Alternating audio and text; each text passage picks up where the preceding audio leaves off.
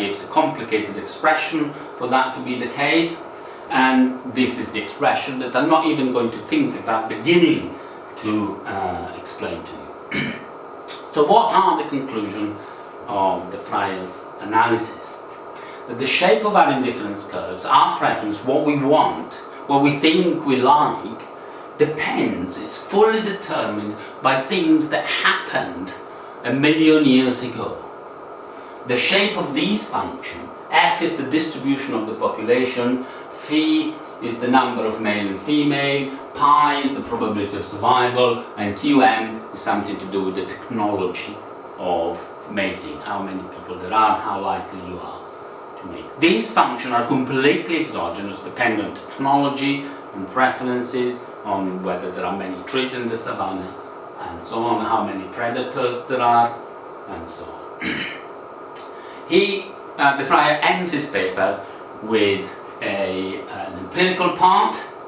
He considers 200 pre-industrial societies. Some of them are still existing, but many of them are non-existing anymore.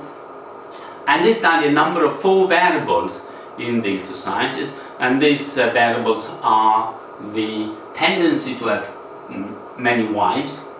Of course, if there is polygyny, the possibility for men to have more wives in society, it means that better men, who have better in the sense of having a higher theta, also have more wives, and that's how it's measured, polygyny. Resources, how well off a society is. If a society is just surviving, then it's unlikely to have many resources to be distributed inequally.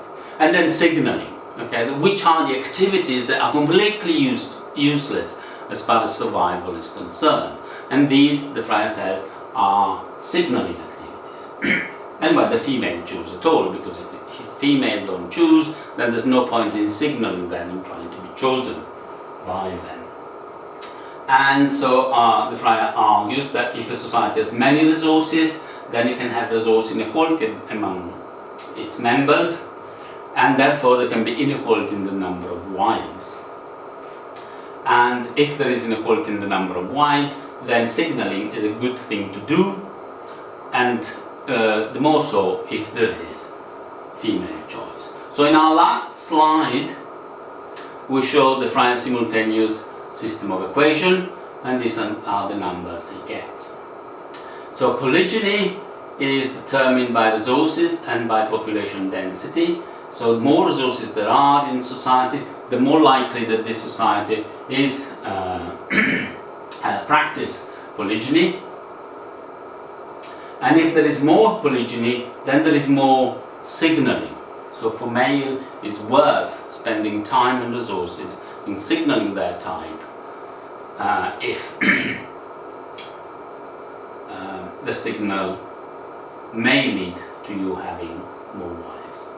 And also, if there is female choice, there is more signaling, because if females don't choose, they're just objects that men can acquire, then there is no point in signaling. So signaling is important when females choose. And this is the end. So if you have any question, otherwise I'm going to stop here. Thank you very much.